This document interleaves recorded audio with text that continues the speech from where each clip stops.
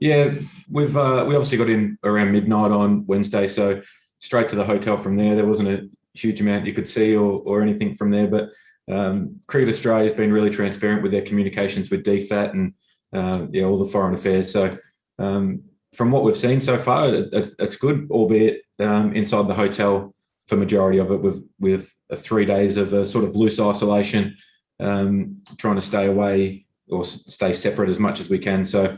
But all in all, it's been a really good start to the trip. No, not really, to be honest, mate.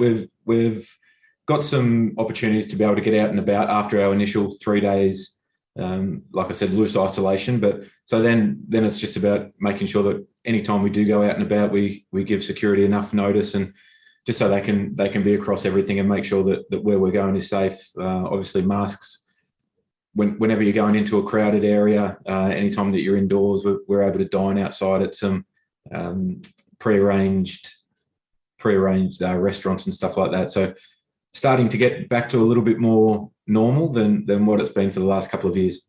It's well and truly above my pay grade. But I mean, all of that stuff was ticked off between the boards and the governments and things like that before the tour went ahead.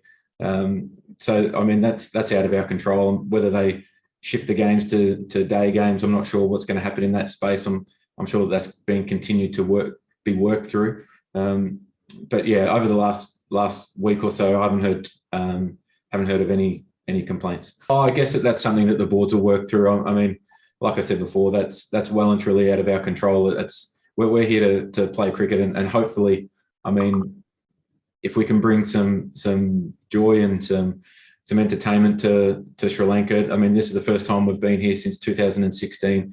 Which is a long gap between tours, and it's such a special place to tour. The hospitality that you get here, the friendliness of everyone, their love of the game is unbelievable. Yeah, the High Commission is all over that at the moment, and we're going to work with them. There's a couple of appearances, and I mean over the last couple of years, yeah, we haven't been able to get out and I guess do appearances with local people wherever we've travelled.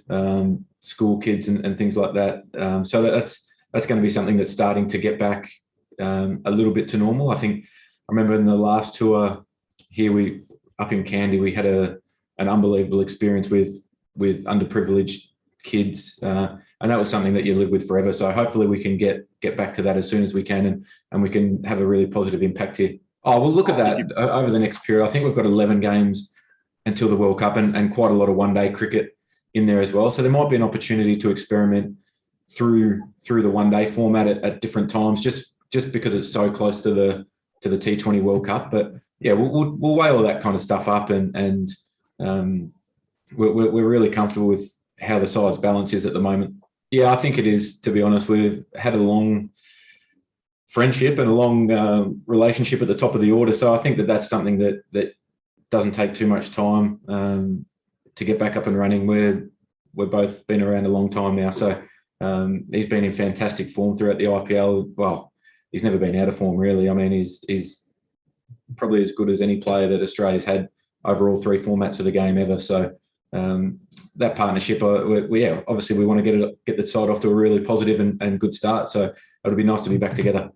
I think they both go hand in hand. I think if you want to win every game that you play, obviously, but we understand that having only 11 games until the World Cup, it's not a huge amount of game time in this format. But yeah, we're hoping that we can continue our momentum that we started from the World Cup and then against Sri Lanka in our home summer and the one-off T20 against Pakistan. So I think they go hand in hand, to be honest. The more momentum you can create, the ability to continue to nail down your process and your plans as a team is really important.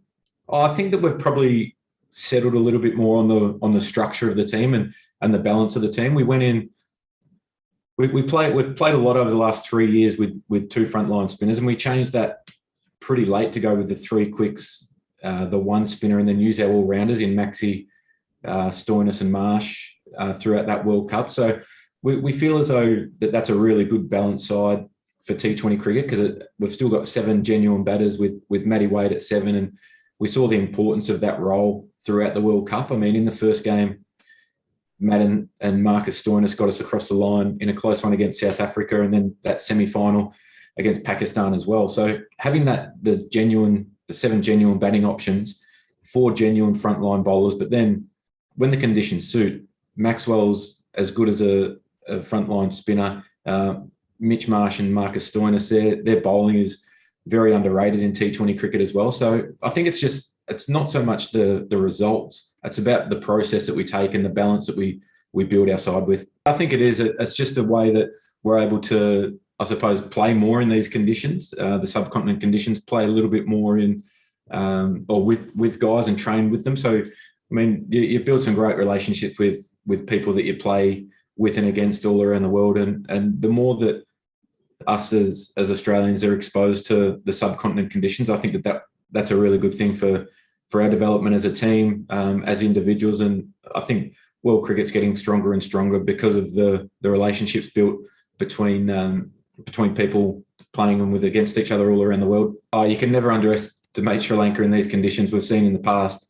We've had a couple of really close series against them.